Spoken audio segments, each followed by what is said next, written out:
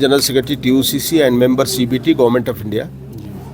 आज हमारी Jammu Kashmir TUCC state committee की बैठक है यहाँ। इसमें हमारे डिफरेंट आरजी मुलाजिम के नुमाइंदे आए हुए हैं, आशा आंगनवाड़ी के नुमाइंदे आए हुए हैं और डिफरेंट गवर्नमेंट डिपार्टमेंट्स के नुमाइंदे आए हुए हैं। उनकी सारे मुद्दों पर बातचीत चल रही है। और जैसा कि आपको मालूम है कि हमने बहुत कोशिश की और LG साहब से जब गवर्नमेंट नहीं बनी थी तो LG साहब से बात करके जो हमारे डेली वेजेस थे उनका जो मिनिमम वेजेज 6,750 रुपया था उसको 9,300 हमने कराया, लेकिन वो सफिशिएंट नहीं है। हम चाहते हैं कि जो गवर्नमेंट लेवल पर उनकी मिनिमम वेजेज है वो उनको मिलना चाहिए। तो आरजी मुलाजिमों के लिए सरकार ने, यहाँ की स्टेट गवर्नमेंट ने एक कमेटी बनाई है और हम चाहेंगे कि वो कमेटी TUCC के साथ कोलैबोरेट करे, कम्युनिकेट करे, कोऑर्डिनेट करे।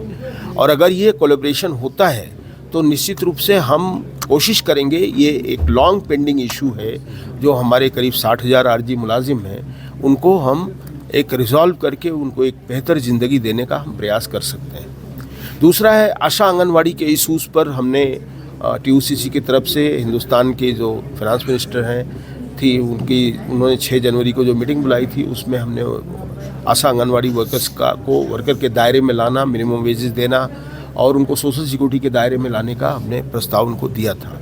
और हमने ये भी कहा था कि जम्मू कश्मीर के लिए एक अलग से पैकेज दिया जाए कि ताकि हमारी जो मेन स्ट्रीमिंग हो रही है या जो हमारा इंटीग्रेशन हो रहा है वो और स्ट्रांगली हो जाए और बॉन्डिंग अच्छी बन जाए। और हमारे फाइनेंस मिनिस्टर ने ये कहा था कि she will take care of that. Unfortunately budget में अभी तक तो कुछ नहीं आया, बाद में वो अभी भी बजट सेशन चल रहा है, कुछ और आ जाए तो मुझे नहीं मालूम, बट प्रयास उसमें होना चाहिए। यहाँ जो एजुकेशन डिपार्टमेंट में जो कंट्रेक्चुअल हैं, जो हमारी जानकारी में आया है, जो लेक्चरर्स हैं, PhD हैं, स्किल डेवलपमेंट है, इन लोगों को भी जो एक लिविंग वेज मिलनी चाहिए वो नहीं मिल रही है। और जैसा कि देखा जा रहा है कि लेक्चरर लोगों को लद्दाख में जो तनख्वाह दे रहे हैं कंट्रेक्चुअल को, यहाँ उसे बहुत कम दे रहे हैं, आधी दे रहे हैं। तो ये तो ठीक नहीं है, दोनों यूटी है। अगर वहाँ जो आप दे रहे हैं तो यहाँ देने में कोई हर्जा नहीं है, दोनों को समान देना चाहिए। अभी general secretary employ joint action committee आज मुझे TUCC जो है इन्होंने मदऊ किया था, तो डेली वेजरों के बारे में ही बात हो रही है हर साइड से। हमारे अगर सोसाइटी की बात करेंगे, हमारे सबसे जो आला तबके के उनको हम डेली वेजर ही कहेंगे, जो कॉलेज लेक्चरर्स हैं, जो स्कॉलर्स, PhD होल्डर्स जिनके पास बहुत बड़ी डिग्रियां हैं, वो 28,000 रुपया सैलरी लेते हैं पर महीना। और अगर हम फिर आते आते हेल्थ डिपार्टमेंट पे आएंगे तो उसमें HDF जो है वो 700 रुपये पे काम करते हैं।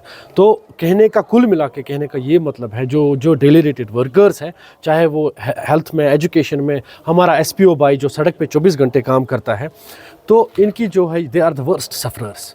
पिछले 20 या 25 साल में जो है सबसे ज़्यादा इस्तेसाल इन्हीं के साथ हुआ है। तो हमारी गवर्नमेंट से, खासकर उमर सर साहब से, जिनका अप्रोच बड़ा पॉजिटिव है, वो चाहते हैं कि ये जो डेली वेजर्स हैं इनका मसला हल करें। तो उनसे यही फिर एक बार गुजारिश रहेगी कि इस मसले को वंस फॉर ऑल सेटलमेंट करें। लेकिन सेटलमेंट अब ये कमेटी बना के नहीं कर सकते हैं, क्योंकि ये इस कमेटीज़ में सिर्फ ब्यूरोक्रेट्स को ही एंगेज करते हैं। इनको चाहिए कि जितनी भी मुलाजमों की ऑर्गेनाइजेशंस है, एम्प्लॉय जॉइंट एक्शन कमेटीज़ है, JCCs है, TUCC है, सब के साथ मिल के काम करें ताकि एक ऐसा लाही अमल बने कि इनका मसला जो है वंस फॉर ऑल हल हो जाए।